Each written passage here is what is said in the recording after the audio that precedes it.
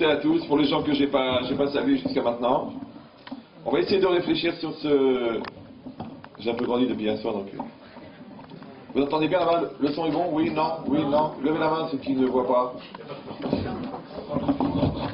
Voilà.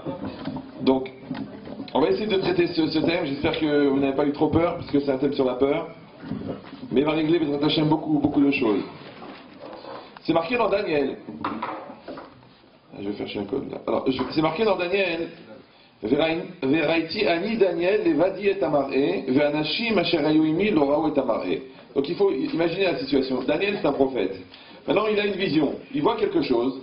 Il est entouré de gens. Les gens ne voient pas ce que lui il voit. Mais lui il voit ce que les gens ne voient pas. Il dit ve'anashim asher hayu imi, les gens qui étaient avec moi lo ra'u et amaré n'ont pas vu. Ava charadak dola nafla alehem. Mais une grande peur est tombée sur eux. C'est bizarre. Eux, ils n'ont pas vu, mais ils ont eu peur. Lui, il a vu, mais il n'a pas eu peur. Alors, la Gemara dans Megillah, elle dit, puisqu'ils n'ont pas vu, pourquoi ils ont eu peur? La Gemara dit, bien que eux n'ont pas vu, leur mazal, il a vu. C'est quoi le mazal? Alors, il y a plusieurs traductions. Là, le mazal, en général, on parle de la destinée. Deuxième traduction du mazal, c'est le traumatisme de tous les célibataires. Mais ce n'est pas le sujet de ce soir. Troisième traduction du mazal, c'est un ange. Chacun d'entre nous, il a un ange au-dessus de lui, une espèce de double, qui lui ressent des choses que nous ne ressentons pas. Alors Rav Dessler, il va encore plus loin. Il dit, c'est quoi le mazal? C'est l'inconscient. La personne à l'intérieur, elle ressent les choses. Elle dit, je ne rentre pas dans cet avion. Cet appartement, je ne le veux pas. Cette dafina, je ne la mange pas. Mais c'est celle de ta belle-mère. Bon, justement. Donc, un pressentiment. Il y a un pressentiment. Il y a le sentiment, il y a le pressentiment. Quelqu'un, il sent quelque chose à l'avance. D'où elle vient cette peur? Alors maintenant, la peur, elle a tellement de facettes, elle a tellement de différences, elle est tellement vécue différemment chez chacun. Parce qu'il y a plusieurs peurs. Il y a la peur, quelqu'un, il a peur de l'avenir. Bon, il ne sait pas ce qui va devenir plus tard. Quelqu'un, il a peur de mourir. Quelqu'un, il a peur de la maladie. Quelqu'un, il a peur de ne pas réussir. Quelqu'un, il a peur de se tromper. Ouais, je vois des gens, ils font 54 kilocrimes, et ils disent peut-être c'est pas la bien, c'est pas la bonne. Ouais, ils ont peur que c'est pas la bonne. Alors qu'ils prennent la femme de ménage, quelle différence. Ouais. Alors, ou elle aussi, elle dit tout va bien, tout va très bien, mais elle dit peut-être je peux avoir mieux. Elle a peur, et si je peux avoir mieux, après à 38 ans, elle se marie avec le pire. C'est bizarre. C'est quoi cette idée que quelqu'un il a une peur à l'intérieur de lui-même? L'autre il a peur du dentiste, l'autre il a peur de ce que les gens vont dire, l'autre il a peur du regard. On a peur d'être jugé. Il y en a même qui ont peur d'avoir peur. Il y en a même qui ont peur d'avoir peur. C'est un phénomène connu en psychiatrie qui s'appelle le dentiste. Ouais. Déjà, le carton du dentiste, ils ont peur. Après, dans l'escalier, ils sentent l'odeur, ils ont peur. Après, ils rentrent dans la salle d'attente, ils commencent à trembler déjà. Toutes ces 2 minutes, il va aux toilettes. Il a mal au ventre, il a peur. Après, il s'assoit sur le siège. Il est limite de tomber dans le coma. Limite. Ouais. Là, il allume la fraise. Ça y est, il voit Mengele, il voit l'écran de la mort.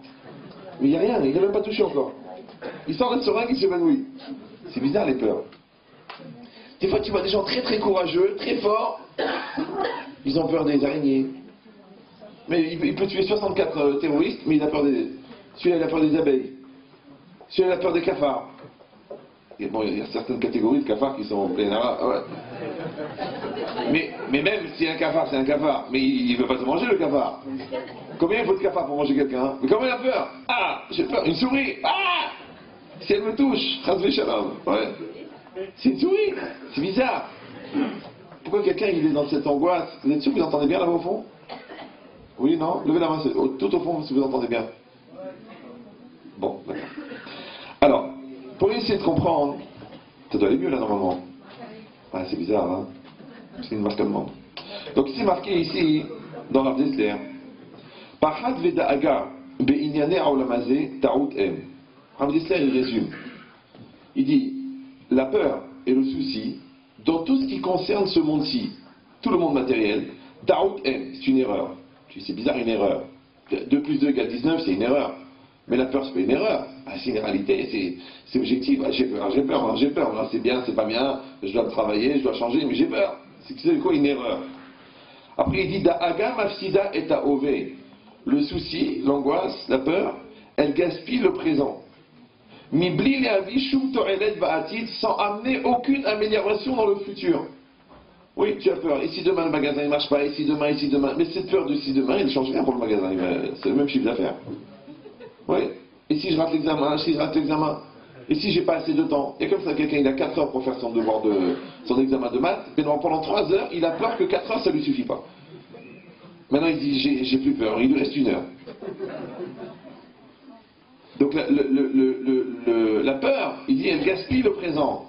Maxime est AOV, sans amener aucune amélioration. Et tu le sais que ça sert à rien d'avoir peur, mais tu as quand même peur. Alors il y a un mot extraordinaire pour ça, tu dis, c'était plus fort que moi. Donc tu sais qu'il y a un truc en toi, qui n'est pas toi, et qui est plus fort que toi. Vous êtes combien là-dedans? Après, il dit, olam, lo yetse à Adam midaaga kazo. Et un homme ne peut pas échapper à cela. Pourquoi? Parce que c'est virtuel. Le virtuel ne peut pas échapper. Le réel, tu peux s'enfuir, mais comment tu vas échapper au virtuel? Premièrement. Deuxièmement, tu l'entretiens. Comment il va se calmer? Ça, c'est un très grand professeur hollandais qui a fait sa thèse sur ce principe, qui s'appelle le professeur Ruff. Vous avez connu? Bon. Il a dit...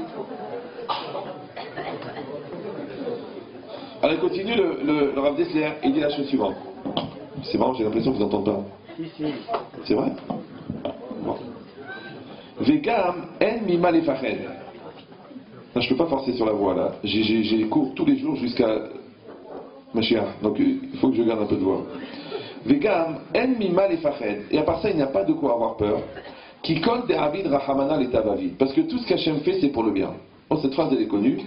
Mais malheureusement, elle n'est pas vraiment comprise, même par les gens qui sont censés la comprendre, vu la longueur de leur barbe.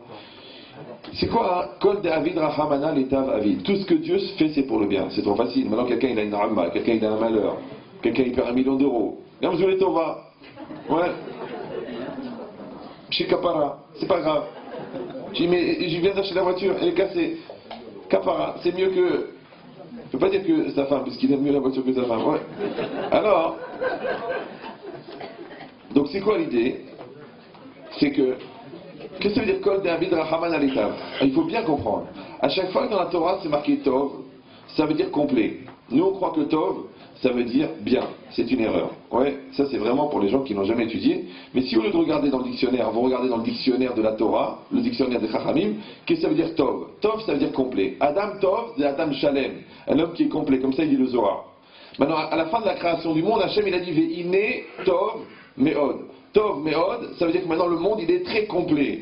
Maintenant le Midrash il sait quoi Tov Me'od? Il sait parce que ce jour-là, Hachem il a créé le Yetzirah, l'ange de la mort, le Guinam. Tu dis mais c'est Midata pour Anout, la punition. Je comprends pas, comment ça peut être bien?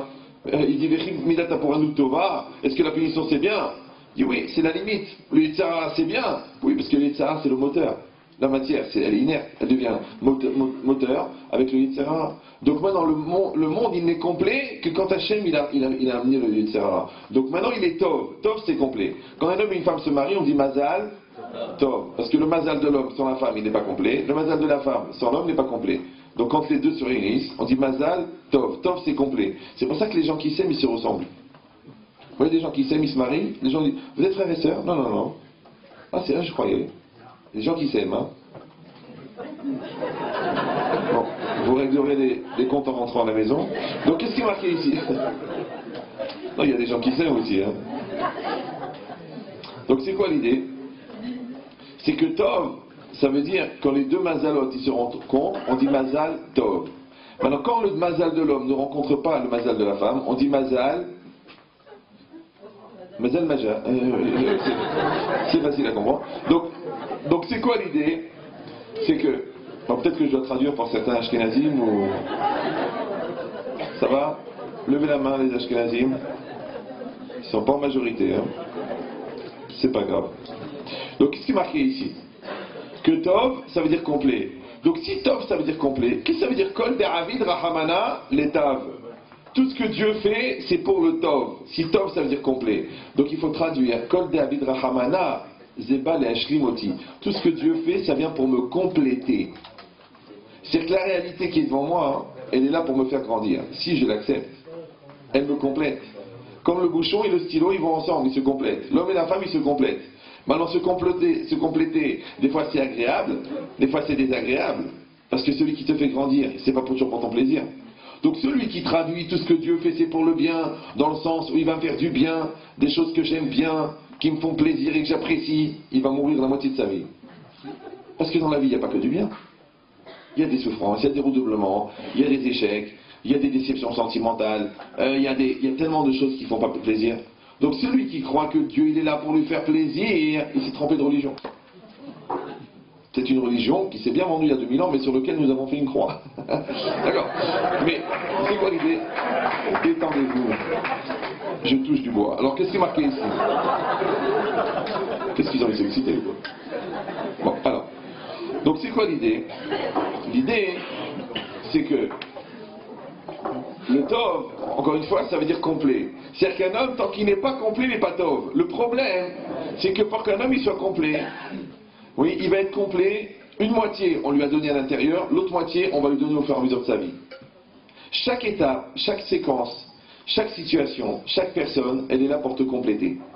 Maintenant tu vas grandir avec tes parents, il y a un certain nombre d'éléments qui vont te compléter, avec tes enfants, avec tes professeurs, avec tes amis, avec tes ennemis. Ce professeur il t'a saoulé pendant 4 ans, ouais ce prof de maths, tu l'as eu 4 ans de suite, sans redoubler. Il t'a saoulé, mais c'est vrai que tu as eu la chair de maths, c'est vrai. Et l'autre, il ne m'a pas saoulé, mais à l'examen, tu as eu la chair de poule. Alors, tu vois, c'est difficile. Moi, j'ai des parents très durs, mais ta tête, elle est structurée. Ah, moi, j'ai des parents qui étaient d'une modestie, d'une absence, mais tu n'es jamais là. Alors, je sais pas, j'ai pas de confiance en moi, parce que le père, il donne les repères. J'ai pas de sensibilité, parce que ma mère, elle a pris la place du père. Tu vois, simplement, parce que la complémentarité n'a pas été créée. Il y a des choses qui sont nécessaires pour un homme, qui sont chez sa femme. Ça s'appelle Tov. Oui, elle va être complète grâce à son mari. Il va être complet grâce à sa femme. Ça veut dire que ce travail-là de Tov, il faut bien l'accepter, que ça ne fait pas toujours plaisir, mais en tout cas, ça te fait grandir. Maintenant, les gens qui ont du plaisir à grandir, ils diront Tov. Les gens que ça fait souffrir de grandir, ils vont être tout le temps à la recherche de plaisir pour oublier qu'ils sont obligés de grandir. Maintenant, c'est marqué ici, parce qu'on relit à l'envers. Donc, c'est marqué donc cette réalité que il y a ce qu'Hachem me propose, et en face, il y a l'homme. Maintenant, l'homme, il peut accepter et grandir avec ça. Alors, où est-ce que c'est marqué dans la Torah? Au moment du passage de la mer Rouge, on le lit tous les matins dans la prière, les Bnei Israël, ils ont eu une perception d'Hachem qui était tellement claire qu'ils ont pu le pointer du doigt. Ils ont dit Zekeli ve'anveu. Zekeli, c'est mon Dieu, ouais. C'est-à-dire qu'il faut arriver à comprendre, c'est-à-dire que tout le peuple, il a eu un niveau de perception, un niveau de névoie, grâce à Moshe Rabbeinu, il dit les Shachaim, qui a fait qu'ils ont pu cibler géographiquement Dieu, ce qui est très compliqué, parce qu'on ne le voit pas. Ouais, ils ont eu cette perception, ils ont dit Zekeli. Ve'anveu, c'est quoi Ve'anveu? Alors il y a plusieurs commentaires, mais Abba Shaul il dit, Anveu, il faut décomposer le mot. C'est pas Anveu dans le langage de Noi qui veut dire embellir. Vous voyez? Anveu, il coupe le mot en deux, Aniveu. Zekeli, c'est mon Dieu, Aniveu, Anveu, Aniveu. C'est quoi Aniveu? C'est-à-dire que les Bnei Israël, ils ont compris, au passage de la mer Rouge, un enseignement extraordinaire, que si ce soir on le comprend, ça va nous faire gagner à peu près 35 ans de vie. Ils ont dit, mais la mer, c'est pas normal que la mer elle s'ouvre, c'est très rare. Elle s'est ouverte en 12, pas en 1, comme vous avez vu dans le film, en 12, ouais. Non, parce que le Rav Cécile Benumil n'a pas été à la Yeshiva, il faut le savoir, ouais.